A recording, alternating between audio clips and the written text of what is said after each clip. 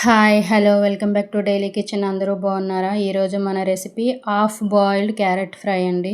దీనికోసం నేనైతే ఇక్కడ కేజీ క్యారెట్లు తీసుకొని బాగా క్లీన్ చేసుకున్న తర్వాత చిన్న చిన్న ముక్కలుగా అయితే కట్ చేసుకున్నాను. వీటిని మనం ఎలక్ట్రికల్ రైస్ కుక్కర్లో ఏ విధంగా వండుకోవాలో చూద్దామండి.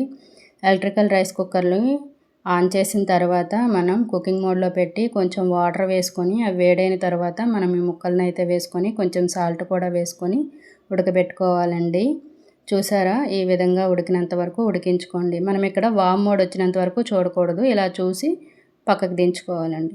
ఇప్పుడు మళ్ళీ మనం అదే పాత్రలో కొంచెం ఆయిల్ వేసి పోపు దినుసులు, ఎండుమిర్చి, పచ్చిమిర్చి, పచ్చాగా దంచి పెట్టుకున్న అల్లం వెల్లుల్లిని వేసిన తర్వాత బాగా కలుపుకొని ముందుగా మనం కట్ చేసి పెట్టుకున్న ఉల్లిపాయ ముక్కల్ని ఒక కప్ అయితే నేను ఇక్కడ వేసుకున్నానండి.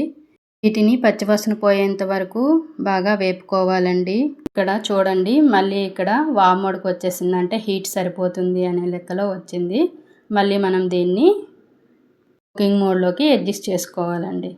మనకు అక్కడ సిమ్లో ఎలాగ అడ్జస్ట్ చేసుకుంటామో ఆ విధంగా గ్యాస్ మీద అయితే సిమ్లో అడ్జస్ట్ చేసుకుంటాం కదా, ఇక్కడ ఇలా అడ్జస్ట్ చేసుకోవాలి.